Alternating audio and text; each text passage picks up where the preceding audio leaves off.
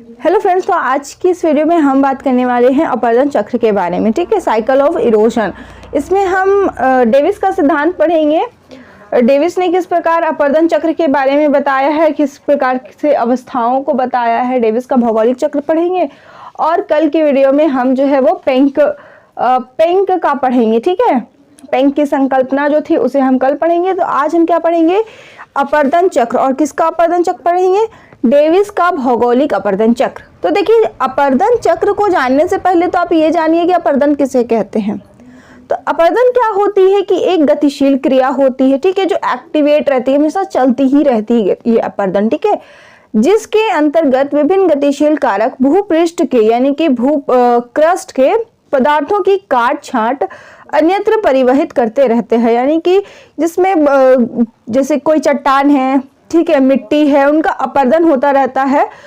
जैसे कि भूपृष्ठ पर कोई चट्टान है, मिट्टी है, तो उनका क्या होता है, हमेशा कटाव होता रहता है। तो उस कटाव को हम क्या कहते हैं? अपर्दन कहते हैं। ठीक है, तो अपर्दन के कारक है प्रवाहित जल, भूमिगत जल, पवन, हिमानी और सागरीय लहरें। अब देखिए ये किस प्रकार से ये कारक है। अपक्षय, अगर आपने अपर्दन से पहले देखिए अपक्षय को जानना जरूरी होता है। अपक्षय पर मैंने वीडियो बना दिया है। अगर आपने अपक्षय वाली वीडियो को नहीं देखा है तो आई बटन पर क्लिक करके अपक्षय की वीडियो को देख लें। ठीक है, तो देखिए अपक्षय क्या होता है? किसी भी वस्तु नहीं, किसी भी पदार्थ का उसी स्थान पर टूटना।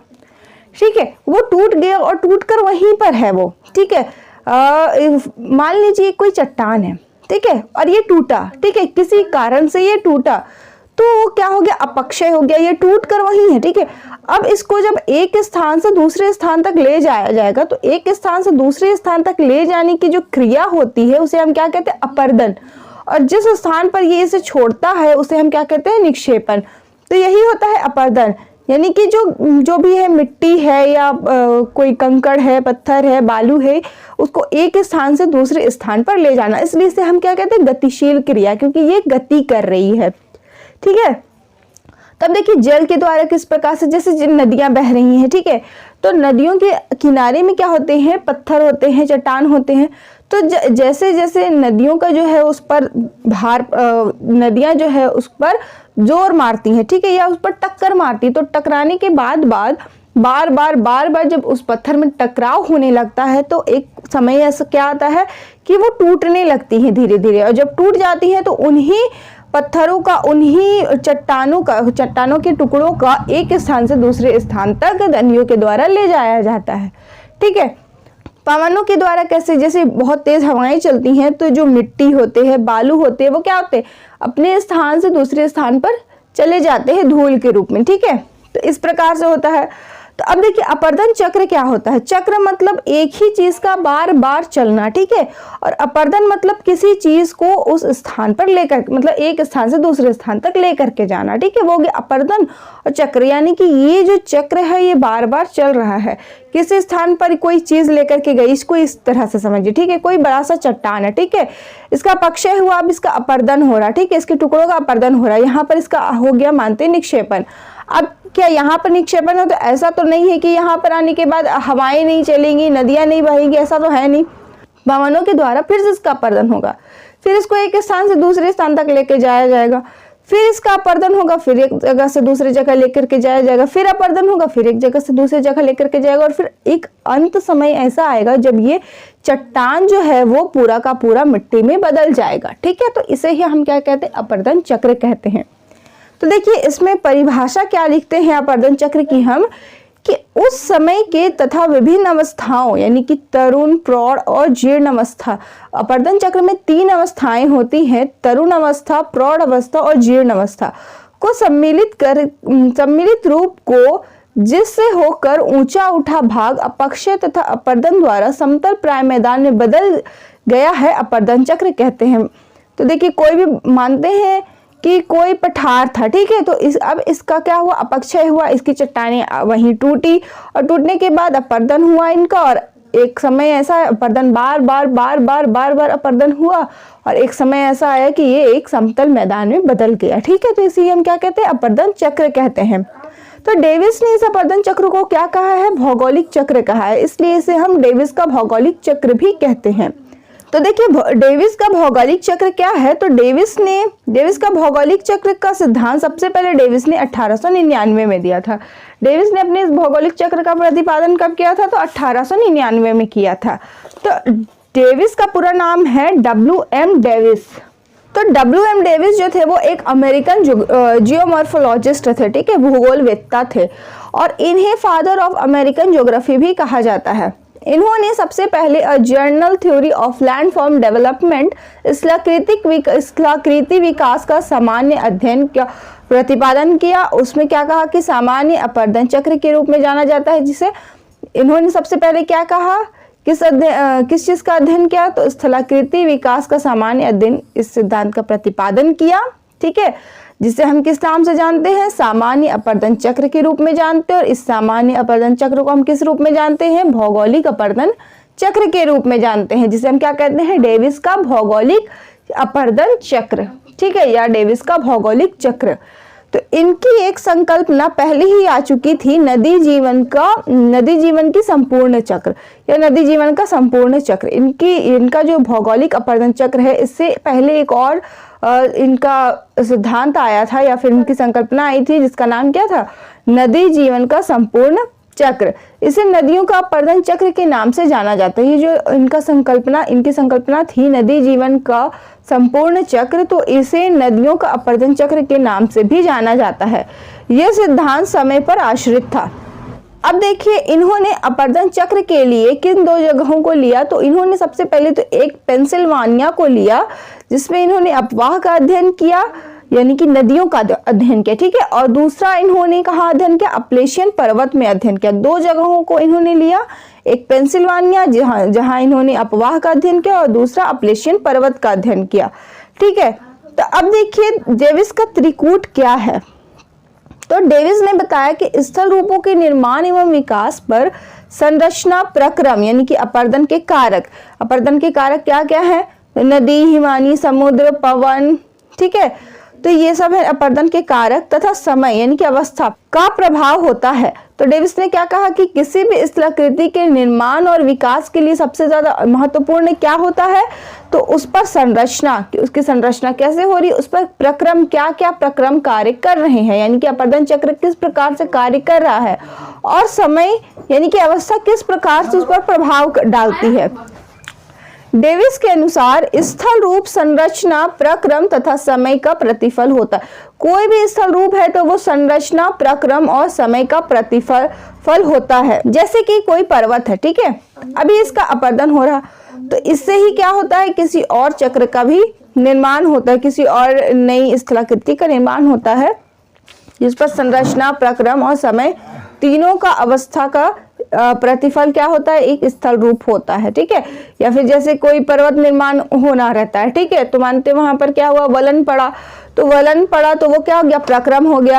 अब वलन ऐसा नहीं है कि एक बार वलन पड़ा और इतना बड़ा एक हिमालय पर्वत जैसा एक विशाल पर्वत जो है वो हमारे सामने खड़ा हो गया अचानक से, कल रात में नहीं था और रातों रात जो है इतना बड़ा पर्वत बनकर तैयार हो गया। तो ऐसा तो हुआ नहीं होगा, किसी भी चीज को बनने में एक टाइम लगता है। तो प्रक्रम क्या हुआ कि उस पर वलन पड़ा, और अवस्था यानी कि जो वलन था वो बहुत सालों तक चला, ठीक है, तो वो हो गया समय। और संरचना, उसकी संरचना किस प्रकार से बनी हुई है, ठीक है, तो उसका प्रतिफल क्या, उस स्थल रूप क्या निकला? एक हिमालय पर्वत के रूप में हमें देखने को मिला, ठीक है।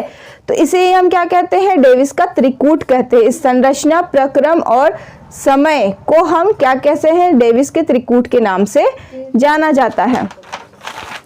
और देखिए संरचना, प्रक्रम और समय क्या है?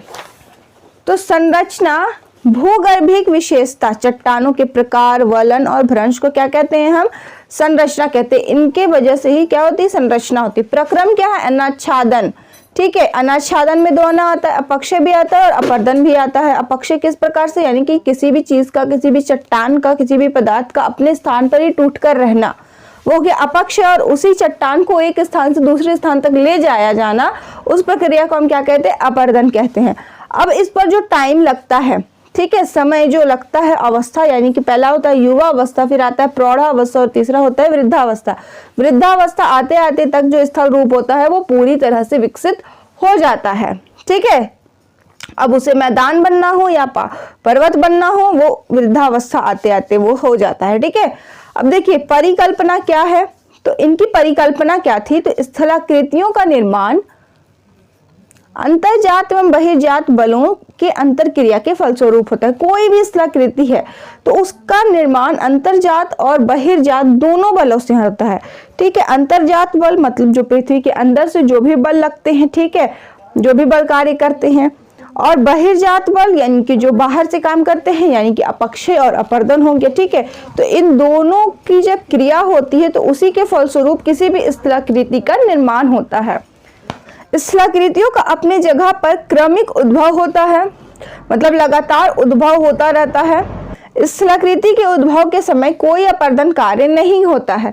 अभी देखिए यहाँ पर इस लाइन को आप ध्यान दीजिए कि डेविस महोदय ने क्या बहुत बड़ी गलती कर दी है यहाँ पर, कि स्थलाकृति के उद्भव के समय कोई अपर्दन कार्य नहीं करता। ऐसा कहीं पर हुआ है कि कोई पर्वत निर्माण हो रहा तब वहां पर हवा ना चले, हवा चलेगी तो इसका मतलब अपर्दन तो कार्य करेगा ही, लेकिन इन्होंने क्या कहा कि कोई भी अपर्दन कार्य नहीं करता है जब भी किसी स्थलाकृति का उद्भव होता है।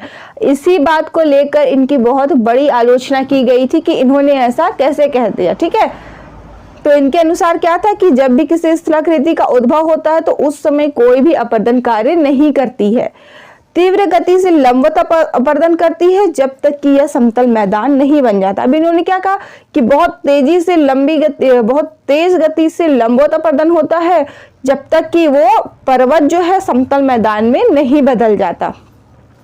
इनका क्या कहना था कि कोई भी लैंड मास है उसका पहले अपलिफ्टमेंट होता है, अपलिफ्ट होता है, फिर उसको रिवर या फिर विंड यानी कि नदी या फिर किसी भी पवन के द्वारा उसका क्या किया जाता है, अपर्दन किया जाता है, और अपर्दन के बाद वो किस चीज में बदलता है, पेनीप्लेन में बनता है, और पेनीप्लेन के बाद फिर से उसका क्या होता है, अपलिफ्टमेंट होता है। ठीक है, तो इन्होंने ये क्या कहा, पहला इनका हो गया ये प्री यूथ स्टेज, उसके बाद फिर दूसरा यहाँ पे यूथ स्टेज, तीसरा मैच्योर स्टेज, और फिर चौथा ओल्ड स्टेज। ओल्ड स्टेज में आते आते देखिए अभी इसकी इस पर्वत की ऊंचाई जो है वो धीरे धीरे कम हो रही है। यहाँ पे देखिए यूथ एज में पर्वत है, ठीक है, मानते हैं इसके हम एक पर्वत मान लेते हैं। ठीक है, तो यूथ इस एज में देखिए ये जो पर्वत है इसकी ऊंचाई बहुत ज्यादा है, प्री यूथ में इसका उद्भव हो रहा है, यूथ स्टेज आते आते इसकी ऊंचाई बहुत अधिक हो गई, और मैच्योर स्टेज से इसकी ऊंचाई जो है वो कम होना शुरू हो गई, और कम होने के बाद जब वो स्थान यानी कि जब वो पर्वत पूरा का पूरा समतल मैदान में बदल जाता है तो हम उसे क्या कहते हैं, पेनी प्लेन कहते हैं। और उससे पहले जो भी थोड़े उबड़ खाबड़ स्थान बचते हैं उसे हम क्या कहते हैं, मोनाडनॉक कहते हैं।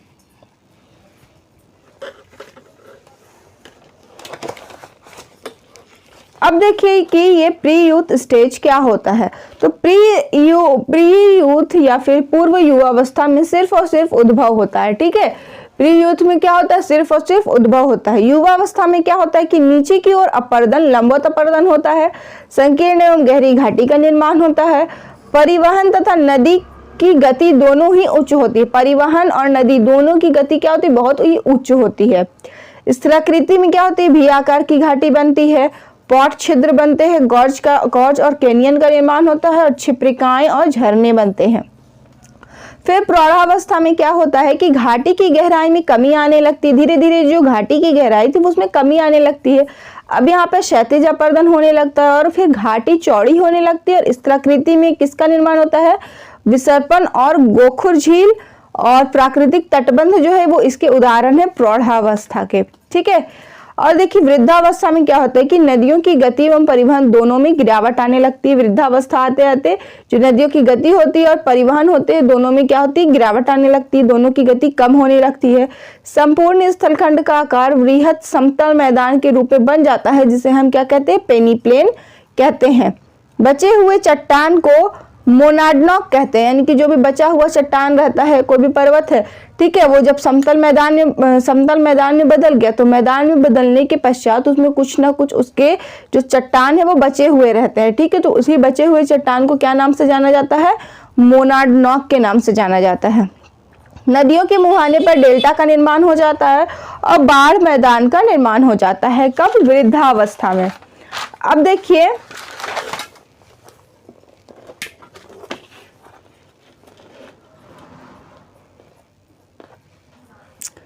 WM डेविस ने पेनी प्लेन कहा, क्रिक में ने क्या कहा, पेन प्लेन कहा, GK गिलबर्ट ने क्या कहा, पेडिमेंट कहा, उसी स्थान को, ठीक है, उसी मैदान को बता रही हूँ। LC किंग ने पेडी प्लेन कहा, बी वेली और EJ वेलैंड ने ईच प्लेन कहा, लॉसन ने पेन फैन कहा और LC किंग ने पेडिप्लेनेशन कहा, ठीक है।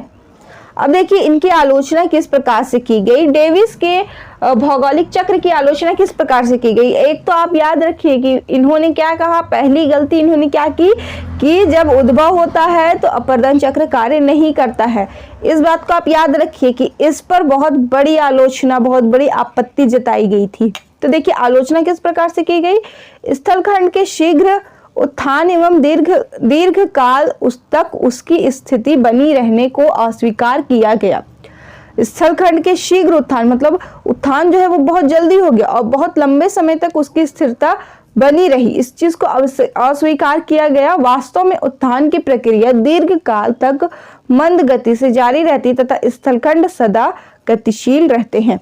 देखिए असल में क्या होता है, जो उत्थान होता है वो बहुत लंबे समय तक होता है। कोई भी किसी भी पर्वत का निर्माण होता है, ठीक है, तो पर्वत का निर्माण अचानक नहीं हो जाता या बहुत जल्दी नहीं हो जाता। ऐसा नहीं कि 2 साल 5 साल 10 साल 20 साल 30 साल में उसका निर्माण हो गया या 50 साल में निर्माण हो गया।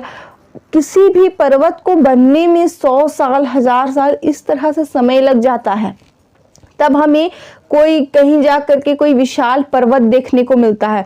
तो उत्थान में बहुत लंबा समय लगता है और ये उत्थान जो है बहुत धीमी गति से होता है। लेकिन स्थलखंड जो है वो हमेशा गतिशील रहते हैं। डेविस का जो सबसे ज्यादा आपत्ति किस बात पर जताई गई कि उत्थान के बाद अपर्दन की प्रक्रिया प्रारंभ होती है। वास्तव में उत्थान के साथ ही अपर्दन प्रारंभ हो जाता है, क्योंकि देखिए जब भी उत्थान हो रहा है तो ऐसा तो नहीं है कि नदियां बहना बंद हो जाएंगी या फिर हवाएं नहीं चलेंगी। हवा चल रही, नदी बह रही है, इसका मतलब अपर्दन तो होगा ही होगा। तो ये तो हम कह नहीं सकते हैं कि जब उत्थान होता है या जब उद्भव होता है तो उस समय अपर्दन की क्रिया कार्य नहीं करेगी, जब वो पूरा का पूरा बन जाएगा तब उसके बाद अपर्दन कार्य करेगा, ऐसा नहीं है। तो इस बात को लेकर के बहुत बड़ी आपत्ति जताई गई।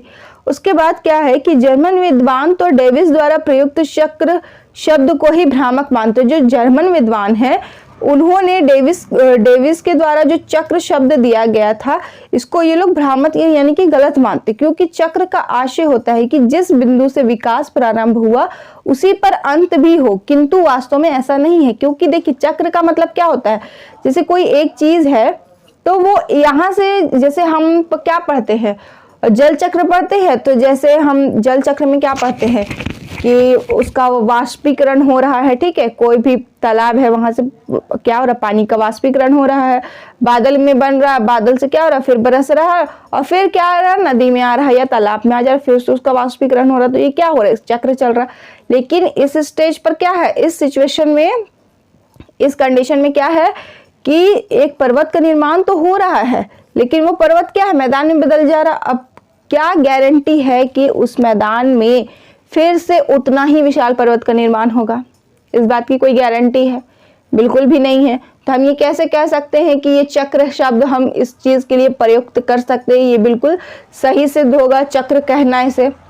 तो जर्मन विद्वानों ने इस पर बहुत बड़ी आपत्ति जताई, ठीक है। तो यही था डेविस का भौगोलिक चक्र। कल हम पढ़ेंगे पेंग की संकल्पना, ठीक है ना, कि पेंग ने किस प्रकार से भौगोलिक चक्र की संकल्पना को अस्वीकार किया और किस प्रकार से उन्होंने अपनी संकल्पना को दी है, ठीक है। तो आई होप आप लोगों को आज की वीडियो समझ में आई होगी, आज का जो टॉपिक है वो समझ में आया होगा। तो अगर कोई डाउट है वीडियो में तो कमेंट सेक्शन में कमेंट करिए। तो आज की वीडियो के लिए बस इतना ही, मिलते हैं नेक्स्ट वीडियो में, तब तक के लिए टेक केयर।